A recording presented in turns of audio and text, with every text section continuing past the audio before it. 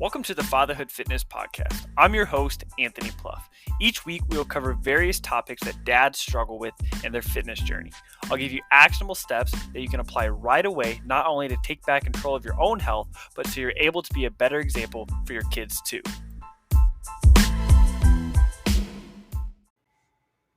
All right, welcome in. Hopefully the past couple weeks of the new year have gone well for you. Started making some progress. Maybe you're just now settling into a routine. That's normal. That's okay. A lot of times, on the last episode, I talked about, having realistic expectations, about setting goals. And sometimes, the best thing to do is to kind of wait, for the dust to settle a little bit, kind of settle into a routine, and then, be realistic with those expectations and start from there, right? Instead of setting goals when you're in a really good mood or, just making plans when you're not feeling really well, you wait till, it's just kind of an average day, right? You're seeing things clearly and you're realistic with things. You're challenging yourself, but you're understanding that, although it is a new year, you do have a fresh perspective. You are the same person, right? You are the same person until you're not. And the only way to not be the same person is to make changes, right? And so you have to continue to show up. Now, I've read tons and tons of self-help books. I love the genre. I love learning new things that I can apply to my own life, and then in turn being able to teach those to other things. And so I've read a bunch of different what would be considered self-help books, but none of it really matters if you don't take action, right? You can learn all the cool things in the world, but if you don't take action on it, then it doesn't really matter. It's kind of like maybe in high school or in college, if you took a science course and you have like the lecture and then you have the lab, right? You can learn a lot from listening to someone speak on a topic or even reading about it. But once you do the lab, you can actually apply what you're learning. And a lot of times we kind of leave that part out, in our day-to-day life, right? We listen to audiobooks. Maybe you listen to audiobooks on your way to work. Maybe you listen to them while you're working out. Maybe you're just going for a walk and listen to them. That's what I do. I like listening to audiobooks. And I get in the habit of, once I finish one, I'll move on to the next one. And so what I started doing is I started going back through the audiobooks or the books I've read in the past. And this time I slow it down. I take notes. And so I have a bunch of notes in my phone of different books I've read. And I've also, the audiobooks I enjoy, I've bought the hard copy of them. So I'm reading the book, I'm listening to the book, and I'm taking notes. My retention level is so much higher. It makes it so much easier to apply it rather than just, listening to it, maybe paying attention, and then not doing anything with it, right? And so without prioritizing the action part of it, then what you're learning really isn't learned, right? It's like when you're telling your kids stuff, they're hearing you, but they're not really listening, right? And you want to make sure they're focused, they're looking at their eyes are on you, and then they're doing what you say, right? You want to make sure those instructions are clear, and the instructions to learn, we forget about the application part of it, right? And so that's where kind of the magic happens, right? And that's where I think Nike got it right. Their slogan is "Just do it, right? We can think of the perfect plan. What's the best plan to build muscle? What's the best plan to lose weight? How can I optimize my morning? Do I need to cold plunge? All these things to make things perfect, but none of it matters if you don't do it. And I get in the same headspace a lot of times too. I try to make things perfect. Oh, I'm gonna wait to this. I don't want to ruin that. What if this? What if I don't have enough time to finish this? Just do it. Just do it. I used to be very much an all or nothing thinker, where if I couldn't do my whole workout, I did none of it. If I was doing a 30-minute task and I could only do 15 minutes of it, I didn't want to start it. And so break things up, right? It might not be ideal, but it's going to get you closer to where you want to be. If you're trying to work out for an hour, maybe you need to update your expectations there. Maybe 30 minutes is more realistic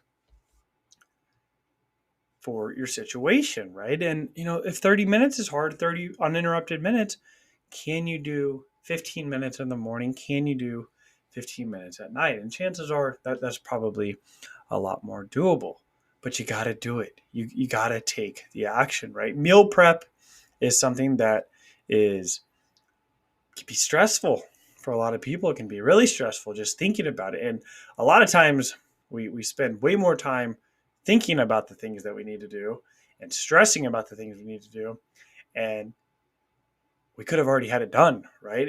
We spend more time stressing about it, more time thinking about it than actually how long the task takes, right? We spend hours and hours and hours of thinking about things that could have been done already. And that's why I like to front load my days. This is something I've talked about numerous times before, but I try and get as much done as I can in the morning because I know that as the day goes on, things come up, right? Not a lot happens in the morning unless you intentionally plan meetings and other things in the morning. Chances are you're going to be a lot less unlikely to be interrupted, right?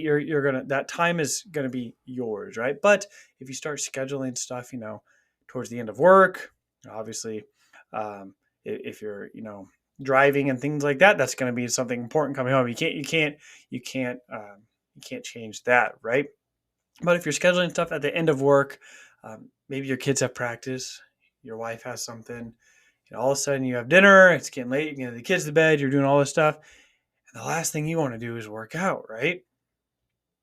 So try and do it in the morning, right? You don't have to become a morning person. There's no one size fits all approach to getting in shape to reaching your goals. But what I found is that most dads thrive when they can get it done in the morning, right? Because now it's done. You don't have to think about it. You don't have to think about it anymore, right? You've already done it. You've already made progress. You've checked that box. You can stop thinking about it. You're going to be more focused on other things. One, because you're going to feel better. You got up in the morning and exercised. You moved your body. That's awesome. You're going to be more productive because you're not wasting time worrying about, well, what if this meeting goes late? Oh man, this got scheduled here. And so now you have all this mental bandwidth to get things done, right?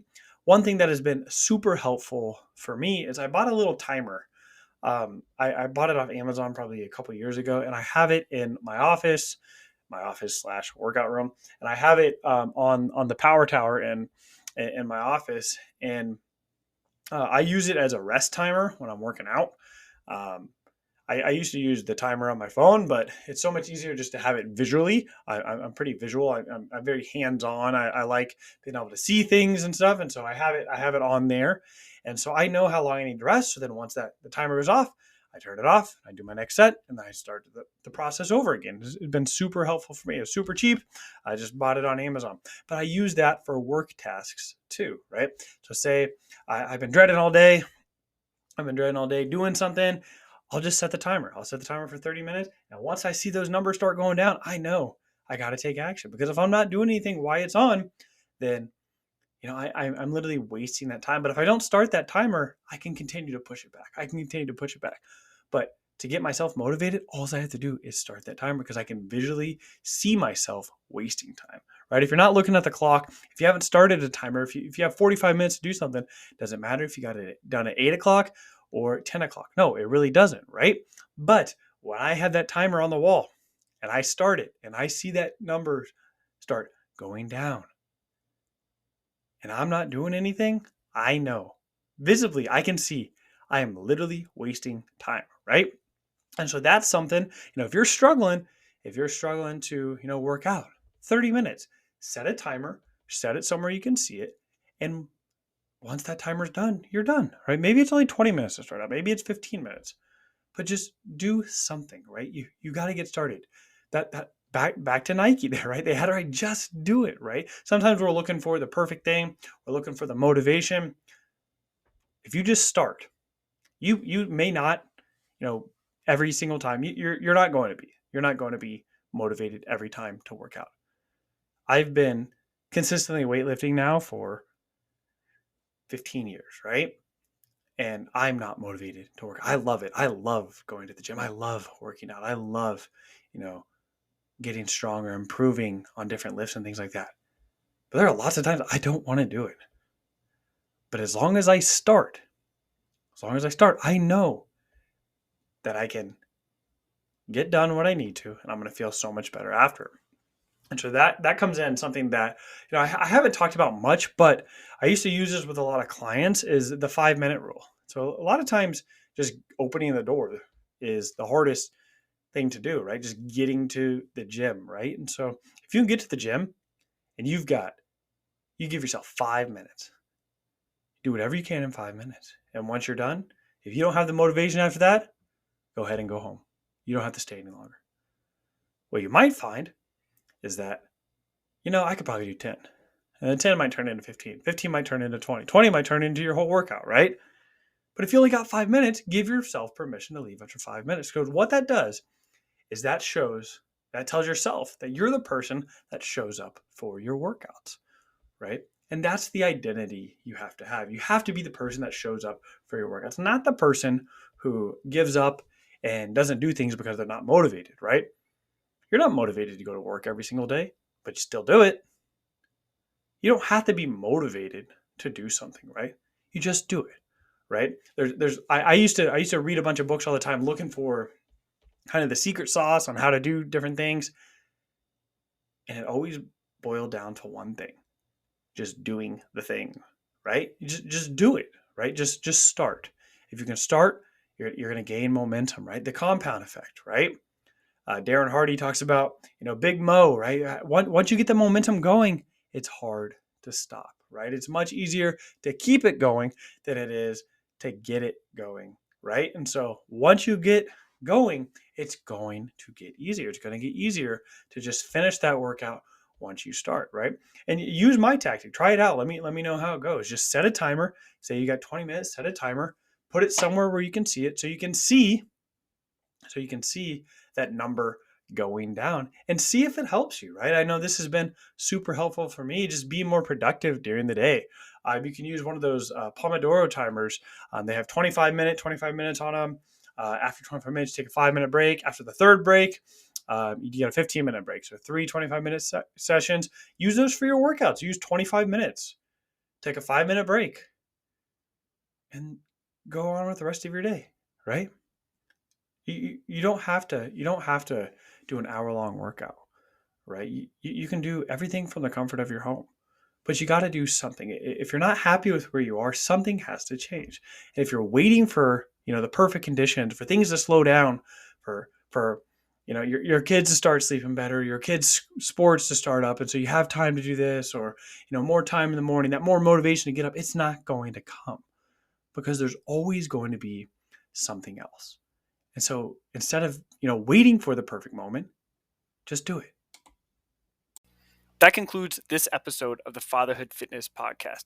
Thank you for those of you who took time out of your busy schedules to listen. If you have any questions or comments or an idea for a topic for a future episode, please feel free to reach out, and I'd love to hear from you.